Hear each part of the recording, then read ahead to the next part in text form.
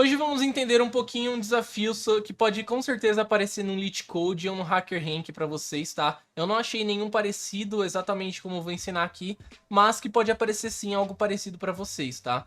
Que é basicamente pegar um array que pode ter vários números e eu pegar os números zeros e jogar todos pro fim. Então se eu tenho, por exemplo, um número 0, 1, 0, eu quero pegar esse 0 do começo e jogar pro fim, ficando um número 100, por exemplo, 100, beleza? Como a gente faria isso em Go?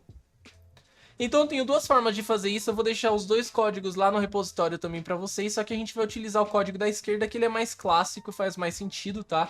Porque o código da direita ele vai ficar trocando o array por um novo array toda hora. Então ele vai pegar o array, vamos supor que seja 0, 1, 0, ele vai pegar o 1 e o 0 e criar um novo array, pegando esse 0 do começo e jogando pro fim. Então toda hora ele vai criar um array jogando o array em cima do outro. Não é tão performático quanto o da esquerda, por isso que a gente vai utilizar o da esquerda aqui nesse exemplo e também no código de implementação, beleza? Então vamos supor que a gente tem um array de número 10320, tá? Então eu quero que no fim ele esteja 13200, certo? Porque eu tô movendo zeros pro fim do array. Então como a gente faria isso? Eu tenho move zeros aqui que ele vai receber um array com um parâmetro e vai retornar um array.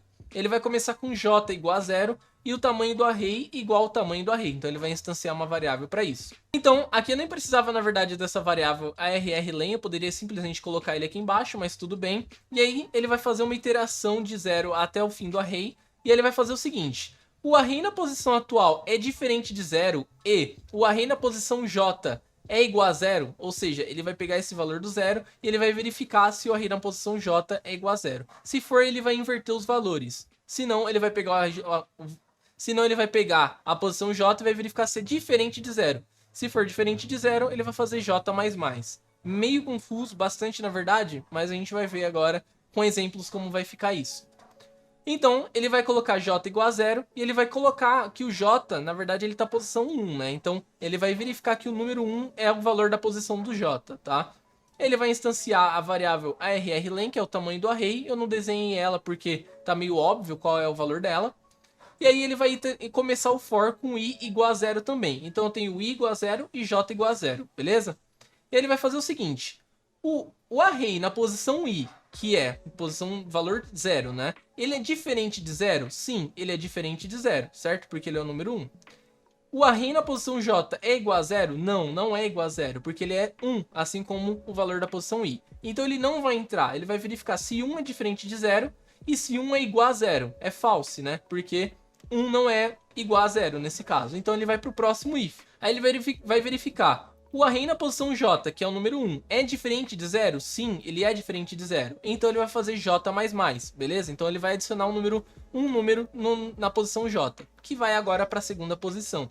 Então agora ele vai para o próximo if de novo. Então agora ele vai estar como j igual a 1 e a letra i, no caso a variável i, como número 0, beleza? Com valor 0. Agora ele vai voltar no for e vai colocar i++. Então o i também vai virar 1 agora, certo? Aí ele vai verificar: o array na posição i, ele é diferente de 0? E não, né? O array na posição i, ele não é diferente de 0, ele é 0. Então ele já não entra nesse if, né? Então ele vai verificar que os dois são 1.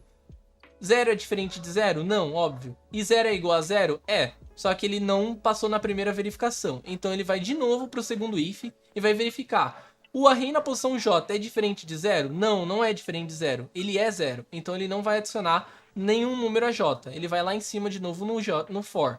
E agora ele adiciona 1 a letra i, porque a gente está num loop, né? Então agora o i ele é igual a 2, tá? Então o i sendo agora igual a 2, como que ele vai para o primeiro if?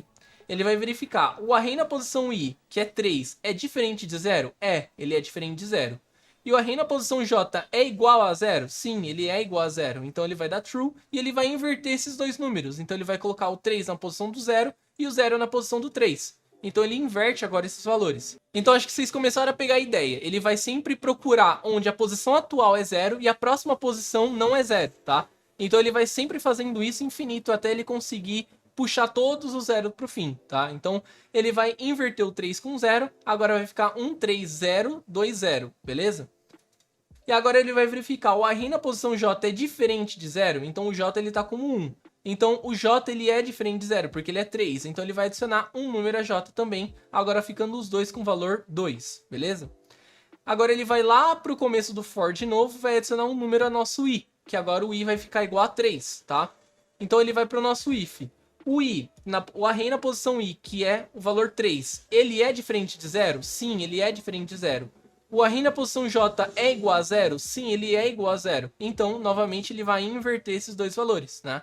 Então, invertendo esses dois valores, ele vai conseguir já ter feito o trabalho, só que ele vai continuar procurando, né?